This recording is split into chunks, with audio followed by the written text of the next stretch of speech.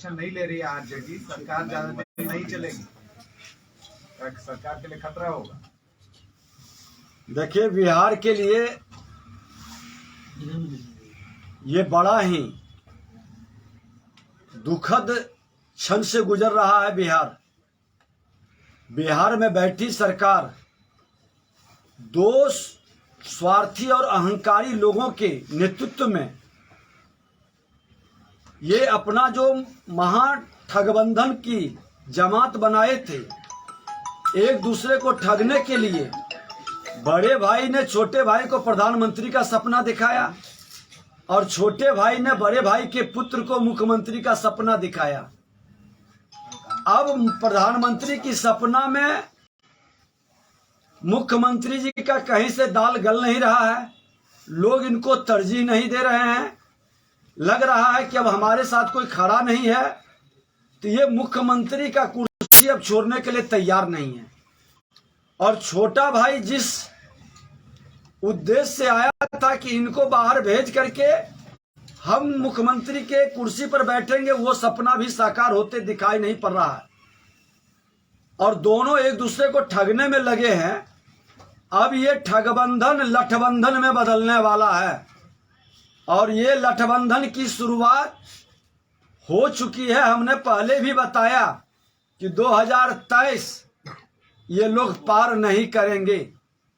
2023 के अंदर ये लोग कह रहे थे कि क्या क्या बोलते हैं, अस्तित्व बचाने के लिए बोलते हैं।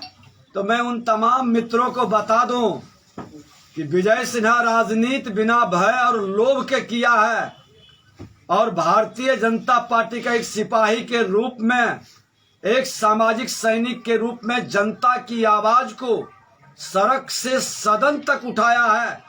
चाहे सत्ता के बाहर रहे हैं या सत्ता के अंदर रहे हैं, लेकिन आप लोग जो कर रहे हैं महाठगबंधन की सरकार में, विधायिका को अपमानित कर रहे हैं, विधायिका को कमजोर कर रहे हैं। मुख्यमंत्री की यात्रा निकलती है, विधायक को बुलाते तक नहीं है, विधायक की बात नहीं सुनी जाती है, मंत्री की बात नहीं सुनी जाती है। आप विभाग की समीक्षा करते हैं, मंत्री को भी महत्व नहीं मिलता है।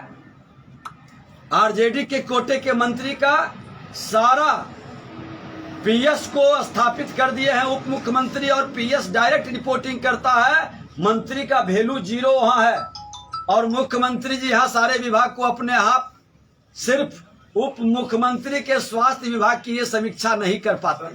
सर, विषय से इधर उधर हो रहा है। मैं थोड़ा एक और सवाल लेना चाहूंगा कि अभी जीतन राम मांझी ने जो जिस तरीके से बयान दिया है, कहा है कि सरकार के लिए खतरा होगा, तो क्या आपको लगता है कि सुधाकर सिंह जो जिस तरीके से लगातार नीतीश कुमार को घेर रहे हैं, ऐसे में ये कहीं आरजेडी की तरफ से ही तो नहीं इशारा है? क्योंकि लगातार वो 2005 की बात खुले मंच पर करते आ रहे हैं। देखिए, खुल करके हमने उसी को विषयांतर नहीं है, उसी विषय से जुड़ा विषय आपको कहा कि ये ठगबंधन ठगने की तैयारी है और लठबंधन की तैयारी हो चुकी है। माननीय जीतन राम मांझी जी भी अनुभवी लोग हैं और इनके सारे खेल को वो देख चुके हैं। कभी इनको मुख्यमंत्री बनाया, कभी गर्दन पर हाथ रख करके बाहर का रास्ता दिखाया और ये खेल की शुरुआत हो चुकी है। बजट सत्र पार कर जाए, यही बड़ी चीज है और ये खेल लंबा होगा।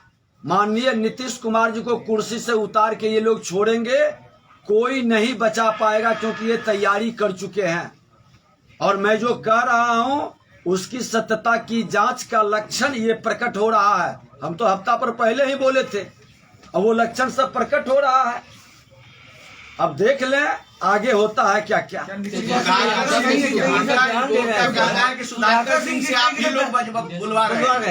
देखिए, भारतीय जनता पार्टी ये दोहरा चरित्र, दोहरा खेल नहीं खेलता है।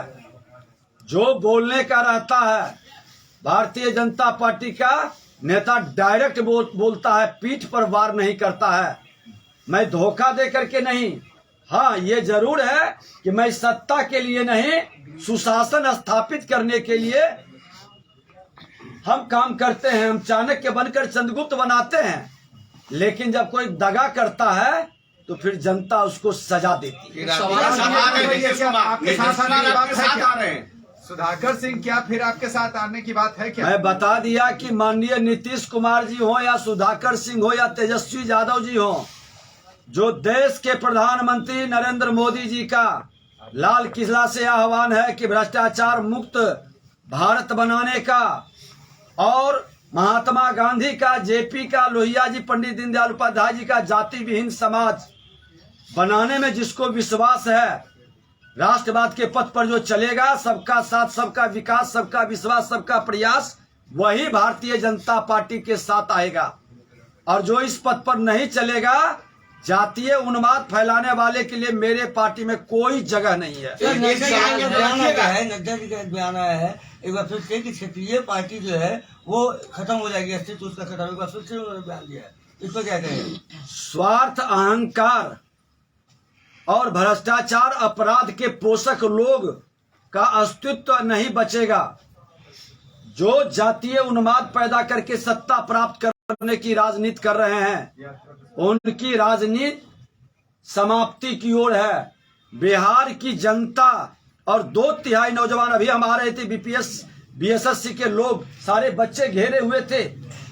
इस ठंड में पूरे बिहार से बच्चे आए हैं और मांग कर रहा है कि मेरा तीनों पाली की परीक्षा रद्द करो।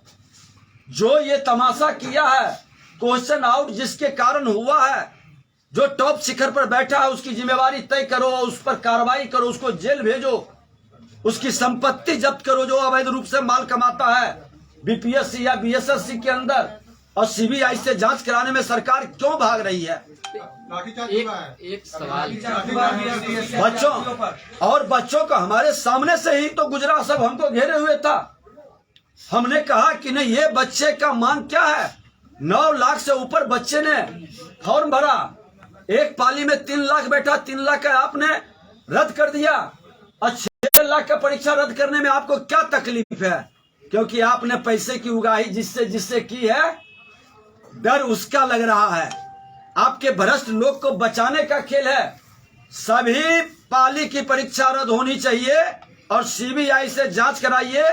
और जो संस्था में बैठा हुआ बीएसएससी में है या बीपीएससी के अंदर है, हटाइए उसको और उसकी संपत्ति की जांच करिए, स्पीडी ट्रायल चला करके इस पर एक्शन हो। अरे हद तो तब हो गई कि बीपीएससी के सचिव को हटाने के लिए हम 4 बार सदन से सड़क तक मांग करते रहे, तो उसको हटा करके आपने लखीसराय का डीएम बना दिया। जो भ्रष्टाचारी है उसको आप फील्ड में देते हैं, डीएम बनाकर पुरस्कृत करते हैं, और जो ईमानदार अच्छे लोग हैं उसको सेंटिंग पोस्ट पर बैठाते हैं। आपकी मंशा साफ नहीं है मुख्यमंत्री जी। भ्रष्टाचार और अपराध को रोकने का जीरो टॉलरेंस आपकी थोथली दलील है। और इन बच्चों की परीक्षा आप नहीं रद्द करेंगे, सीबीआई से जांच नहीं कराएंगे और भ्रष्ट पदाधिकारी पर कार्रवाई नहीं करेंगे, तो ये आंदोलन पूरे बिहार का आंदोलन, बिहार की जनता का आंदोलन बन जाएगा। क्या वजह है कि सारे पेपर लीक हो जाते हैं बिहार में? बिहार बदनाम हो जाता है इसमें, सारे इंपॉर्टेंट पेपर लीक। जब तक भ्रष्ट लोगों को, हस्तिनापुर के गुलामों को बैठाएंगे आयोग के अंदर, हस्तिनापुर के गुलाम जब तक बैठेंगे, कर्मचारी से लेकर पदाधिकारी तक, ये खेल होते रहेगा। और मुख्यमंत्री जी, आपके शासनकाल में, बड़े भाई छोटे भाई के शासनकाल में आपने प्रतिभा का हनन किया है, प्रतिभा का दमन किया है। अब बच्चे स्वीकार नहीं करेंगे, लाख जातीय उन्माद फैला लें, सब बंधन को तोड़ करके सरकार के विरुद्ध में बड़े भाई छोटे भाई से मुक्ति की लड़ाई का प्रारंभ करेंगे। एक सवाल है, सुधाकर सिंह जिस तरह से मुख्यमंत्री पे हमलावर हैं, कभी शिखंडी कहते हैं, कभी बेशर्म कहते हैं, कभी तानाशाह कहते हैं, बीजेपी किस रूप में देखती है इस बयान को? देखिए माननीय मुख्यमंत्री जी, जो पेड़ बोए हैं उसी का फल वो काटेंगे, और वही शुरुआत हुई है। रोपे पेड़ बबूल का तो आम कहां से होए?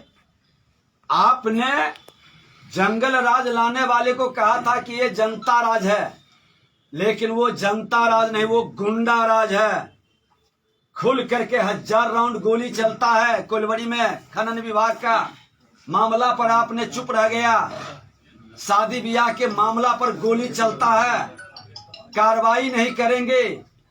मर्डर होगा तो उसको एक्सीडेंट का मामला बता देगा, कार्रवाई नहीं करेंगे और भ्रष्टाचारियों को डीएम बना के पुरस्कृत करेंगे तो आपको ये सजा भोगना पड़ेगा और वो जो बोलेगा आपको सुनना पड़ेगा।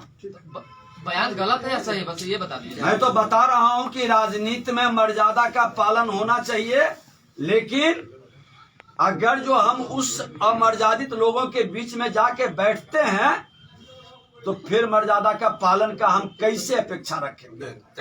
सर एक सवाल है कि एनडीए गठबंधन का हिस्सा है चिराग पासवान भी और उनके चाचा पशुपति पारस, तो क्या लगता है कि चिराग पासवान और उनके चाचा पशुपति पारस को एक साथ आ जाना चाहिए? मैंने सवाल किया कि क्या चिराग पासवान और पशुपति नाथ पारस को एक साथ आ जाना चाहिए? देखिए वो उनका मामला है और एक चीज बता देते हैं, भारतीय जनता पार्टी किसी के पारिवारिक या पार्टी की व्यवस्था में कोई हस्तक्षेप नहीं करती है। सर यात्रा हाँ। बिहार सरकार में कल से यात्रा में निकल रहे हैं मुख्यमंत्री और इस यात्रा का नाम दिया है समाधान यात्रा। मैं बता दूं कि हमने तो ट्वीट भी सवेरे किया कि समाधान यात्रा किस चीज का समाधान? भ्रष्टाचार का, अपराध का, ये हमारे बच्चे नियुक्ति घोटाला का समाधान, ये शराब से, जहरीली शराब से मरे लोगों के आंसू पोंछने, उस अनाथ को मुआवजा देने का, किस चीज का आप समाधान करने जा रहे हैं जब जनता से आप मिल नहीं रहे हैं? जनता से नहीं मिलेंगे, जनप्रतिनिधियों को आमंत्रण नहीं देंगे, विधायकों को नहीं बुलाएंगे, तो किसके साथ बैठ के समाधान कर रहे हैं? वही चौकड़ी के साथ जो जनता को परेशान कर दिया है, जनता की समस्याओं को नजरअंदाज करके जनता के बीच भ्रष्टाचार और अपराध बढ़ा दिया है। ये समाधान नहीं, ये व्यवधान यात्रा है और ये व्यवधान यात्रा इनकी विदाई यात्रा के रूप में आज से शुरू हो रही है। ये हमको लगता है कि इनकी यात्रा खत्म होते होते बिहार की जनता की धैर्य टूट जाएगी और 2/3 नौजवान इनके विरुद्ध एक नया शंखनाद करके इनकी विदाई तय कर देगी। ठीक है।